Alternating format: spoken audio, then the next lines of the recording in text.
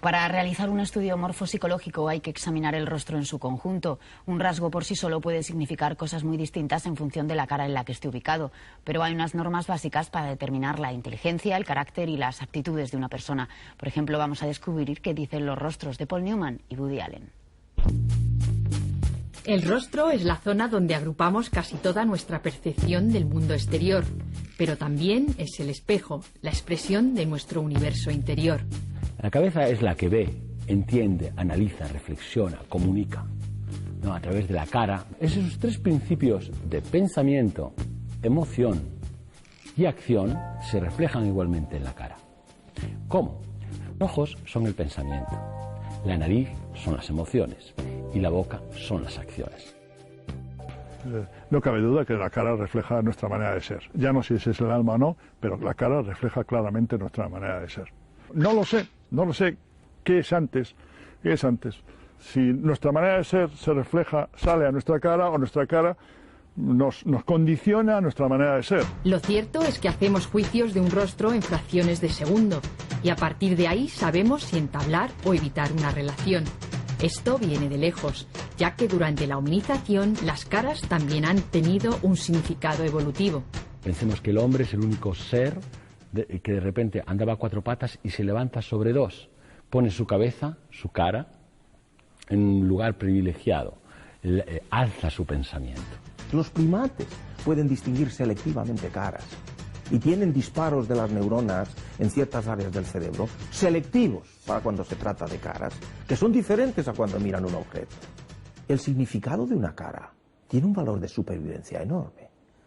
Es evidente que poder distinguir en la foresta los trazos de una cara, de ello depende que esté vivo yo o no, porque me voy a defender inmediatamente.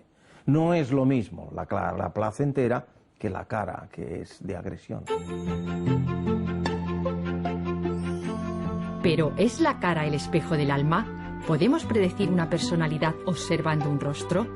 Aristóteles, Hipócrates o Galeno trasladaron esta preocupación a los renacentistas. Ha habido a veces en la historia, como Leveson y tantos otros, que quisieron hacer una fisiología de las caras para predecir en sus rasgos lo que hay detrás de ellas, es decir, las características psicológicas. Usted sabe que nuestra cara tiene aproximadamente unos 20-23 músculos, de una altísima sofisticación que incluso en su intimidad muscular difieren de unos a otros, e incluso muchas personas no tienen ciertos músculos. Nadie va por la calle con una nariz o con una frente, que es lo que decía la fisionomía o la frenología. Va integrado con un todo, con una mente, con una zona de sentimientos y una zona de instintos. Dependiendo de la armonía y el equilibrio de esas zonas, habrá equilibrio en esa persona o no. La morfopsicología es la nueva disciplina que intenta descifrar el significado de un rostro, aunando ciencias como la biología, la fisiología y la psicología. El argumento principal es que cerebro y rostro van entrelazados y que la cara es consecuencia de una información genética y su interactuación con el medio. Si usted pone la cara de alegría, o sea, mímicamente, su cerebro percibe alegría. Si usted pone la cara de asco, usted percibe asco. Eso demuestra la conexión que hay entre el cerebro y el rostro. Los morfopsicólogos estudian la armonía del rostro y la integración de las asimetrías.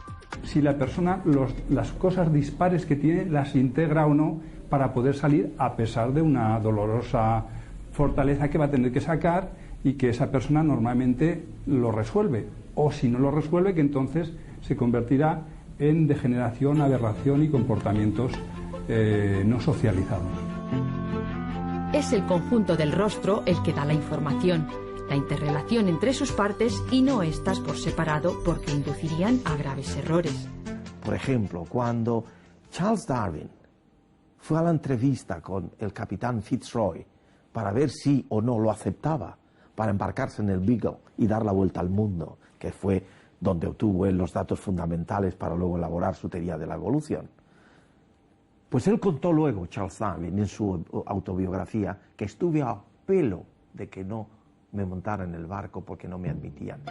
Luego me lo contó el capitán Fitzroy, que decía algo así como que yo vi en su cara, señor Darwin, una nariz que me estaba indicando claramente que usted no tendría la personalidad ni la fuerza para poder resistir un viaje de esta envergadura. El rostro de una persona es su fenotipo, ya que la movilidad, el tiempo y el acontecer van modelándolo y dejando sus huellas en los rasgos iniciales. Por lo tanto, no hay estereotipos, y es verdad que también con la morfopsicología vemos cómo una persona, dependiendo del medio, le cambiará el rostro. A los 20 años tenemos el rostro que se nos ha dado, el genético, ¿no? La expresión genética del mismo. A los 40, un poco el que vamos estableciendo de lo que somos. Y a los 60, lo que hemos sido y, por tanto, lo que verdaderamente ya hemos consolidado. Nosotros, por nuestra manera de funcionar en la vida, por nuestro comportamiento, por nuestra diligencia, erosionamos a lo largo de nuestra historia vital nuestras facciones de la cara. Nuestras emociones van construyendo un rostro y este queda marcado por las situaciones inhóspitas, como el caso tratado por el psicólogo Julián Gabarre. Anteriormente, esa mujer, cuando tenía 20 años, los orificios de la nariz estaban totalmente protegidos, a los 20 años. Pero con 54 años los tenía totalmente escotados. Nos habla eso de una sensibilidad, casi susceptibilidad. ¿Qué ha sido? Le veía el rostro de su marido, un colérico agresivo, habrá estado constantemente con luchas frecuentes, habría estado, no seguro me lo confirmó, y claro, esa persona se ha retraído. Si esa persona no hubiera tenido ese medio, ese rostro, esa nariz no hubiera estado de esa manera. La estructura genética de un rostro puede ser potenciada o inhibida por el medio. Paul Neumann tiene unos pómulos altos, que esto nos habla de sentimientos idealistas. La frente también es más alta que ancha, entonces también nos habla de mente idealista, como la de Zapatero, que también es estrecha y alta, es más idealista que pragmático, o sea, esa mente. Pero luego después Paul Neumann tiene unos pómulos muy aplanados en esta parte, que nos habla de retracción lateronasal. La retracción lateronasal, como explico en el libro, es sinónimo de sentido de la fidelidad. Entonces, esta persona pues se pone como paradigma de la fidelidad. El marco, lo ancho, nos informa de la energía que hay. Si es más ancho, habrá más energía. Si es más estrecho, habrá menos energía. Por ejemplo, Woody Allen es retraído, o sea, es estrecho. Por lo tanto, el potencial energético es pequeño. El rostro solamente nos informa de la energía, pero no de si se administra bien o se administra mal. ¿Y qué es lo que nos dice si se administra bien o si se administra mal? Pues nos lo dicen los sentidos. La boca, si es grande, se gasta más.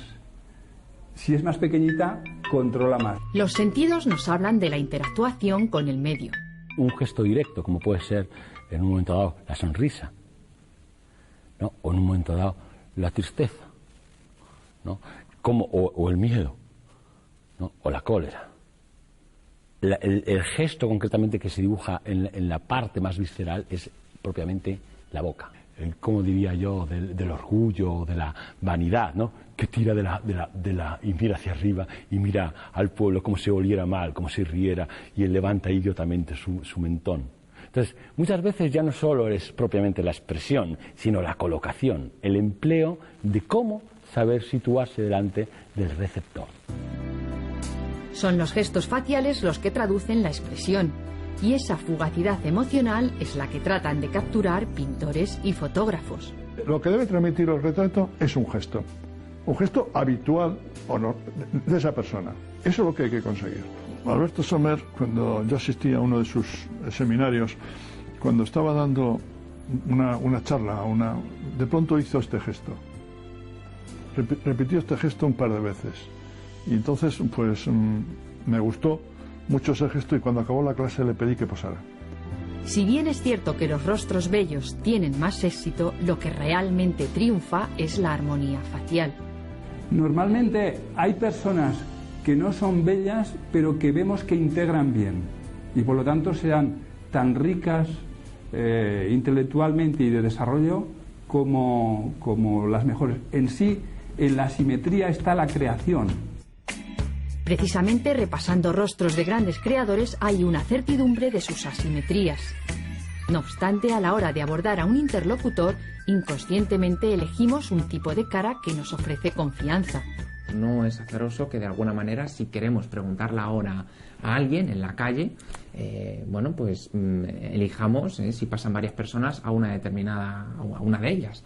De tal manera que, bueno, pues elegimos el rostro que son más simétricos. La nariz nos habla la nariz con los pómulos nos habla de emociones y sentimientos. La zona de abajo nos habla de los instintos y de la fuerza que tiene la persona para darle fuerza al pensamiento y a los sentimientos.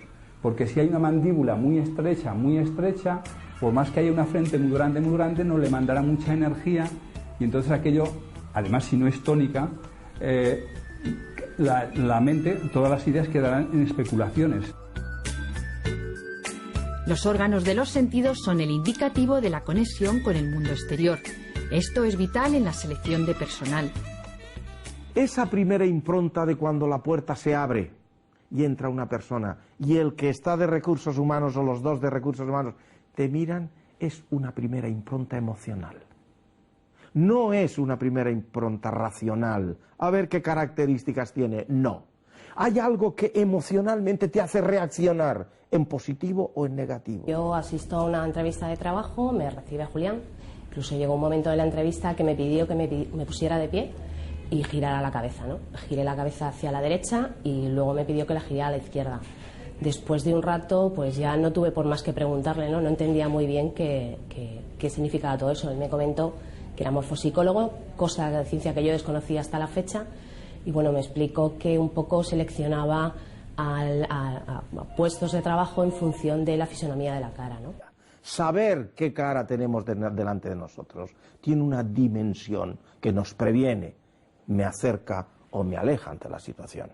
Es decir, que casi todo lo que queremos interpretar en el mundo viene en parte codificado en nuestro propio cerebro, en circuitos neuronales de asociación. En el mundo de la criminología se ha utilizado mucho esto de la fisionomía o de la morfopsicología.